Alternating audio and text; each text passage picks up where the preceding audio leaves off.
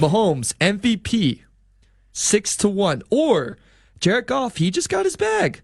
So about him to win MVP, 40-1 right now. Our good friends at BetMGM. I'll start with you, Trysta. We're in Chicago together. Hashtag Chicago Gang. Chalk or long for this one? Ooh, I think I'd go long. I don't think Jared Goff's going to win it, but I like the 40-1 odds. And maybe, just maybe, in Ben Johnson's most likely final year as offensive coordinator, he really throws some tricks up his sleeve. Jared Goff has his best year ever.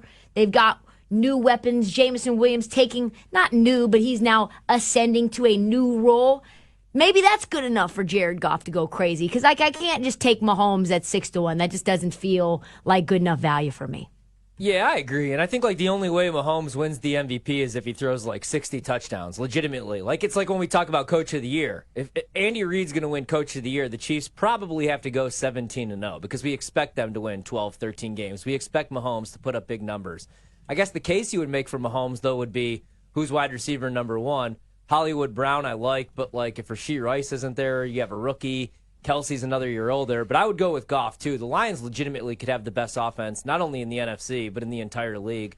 You have Jahmyr Gibbs now in year 2. I like him Offensive Player of the Year. I bet that a couple times. You still have David Montgomery. St. Brown just got paid. Jameson Williams probably going to take on a bigger role now with Josh Reynolds gone. So if Ben Johnson took a head coaching gig, I'd probably stay away from everything Detroit and everything Goff, but I really like that price. And he just got paid. He's motivated. He could put up some big numbers in that offense, so I'd go with Goff. The tough part here for me is that I don't see either one of them winning it.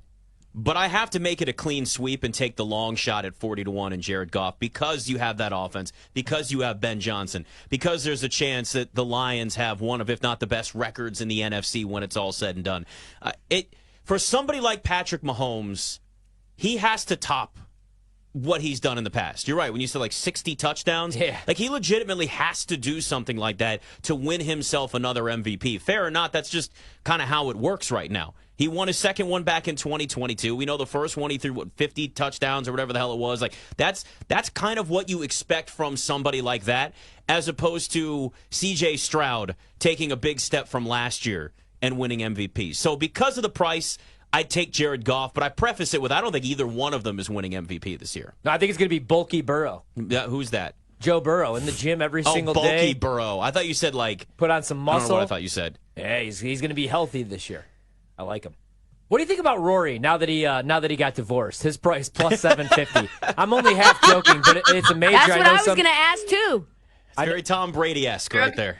I mean, it's kind of which version of him are we going to see? Strokes gain life going up or strokes gain life going down? Mm-hmm. And I don't know. It seems like the rumors were that what's being said out on the social medias is that it's been in the works, obviously. So he's known about this. That tells me, if you're going through a divorce, you know that's going to be happening. The type of mental strength that you have to still come out and come with the win, this man is focused right now. The divorce aside, purely for the storyline, Rory McIlroy for a top 10, top 5 finish is where I would be looking at. He won the PGA Championship at this very venue back in 2014. His past success, familiarity with Valhalla gives him an automatic advantage. He has excellent form right now. The form that we have been wanting to see from him for so long, he finally has it. Back-to-back wins, the Wells Fargo Championship. He was 6 under final round with 2 eagles. And this course at Valhalla really wants to target the players that do well are the bombers, and that is Rory McIlroy with his driver. 316 on average, ranks second on tour.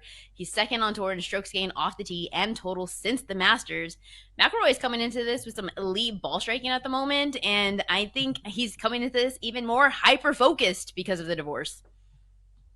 Yeah, I wanted to ask you about Hun An. He's 4th in driving distance on tour, but outside of that, his putting has been outrageous. He had 23 birdies at the Wells Fargo, huge plus at Valhalla.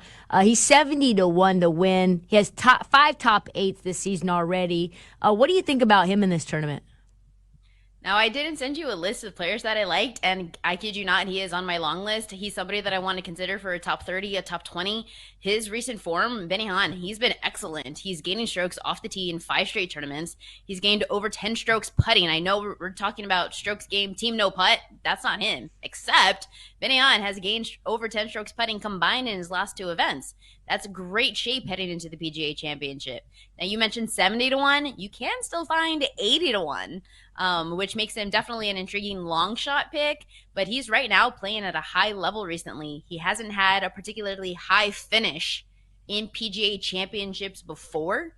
But because he has a combination of long, accurate driving, he's hot with his putter right now. He has the course fit of Valhalla. That long shot odds makes him a very intriguing option for a top 30, a top 20, and sprinkle some on the outright. Betting not really just the unders on her points, but also unders on her assists. Like you said, can't really go over the top of the defense there. I think at one point, the last I saw, she had only 2 assists, and the number that 3. I saw, finished with 3. So her number was 6.5. And then also just a dovetail, because we were talking about this earlier before we changed to another game with you, is like I kind of like Alyssa Thomas maybe as a long shot for MVP. Your thoughts on that? Well, specifically with Caitlin Clark and the assists, I like that bet early on because it's not just as well as as the size bothering her, but this team is still kind of learning how to play around her, and they're struggling to, as you would expect early on, they're struggling to kind of figure out where do we need to be when the defense does this and things like that. So, I think that there's going to be a little bit of a kind of learning curve, a feeling out process with this this Fever team. They're a young team that are still figuring things out. Alyssa Thomas was incredible tonight. I think the stat was she had scored or assisted on like 45 of their 81 points at one point or something along those lines. She was incredible. Long shot MVP, maybe. This is a really about as deep as maybe the WNBA has ever been with a lot of different people. But if you have someone like Alyssa Thomas that can fly under the radar a little bit, team success will matter a little bit in this, obviously, as well. And the Sun will probably have to be a little bit better than they were last year, but there are worse kind of long shot MVP picks.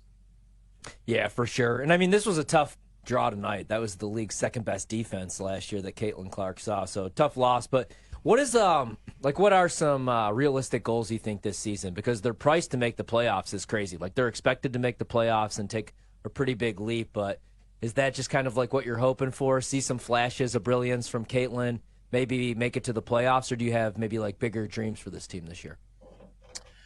I mean, the playoffs in itself, I think, would be a success. This was a team that 2 years ago won, I believe it was 5 games. It was a really bad season, 6 games.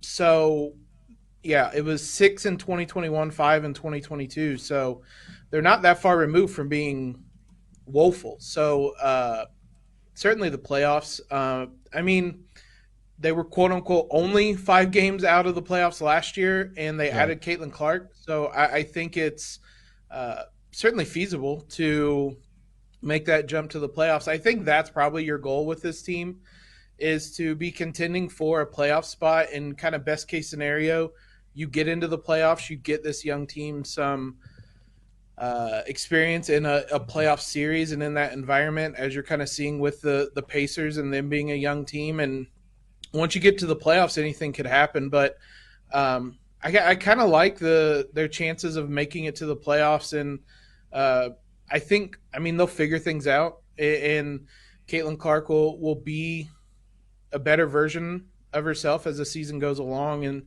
so I do like their chances of making the playoffs, and I think that's probably their goal and would certainly be a success this year.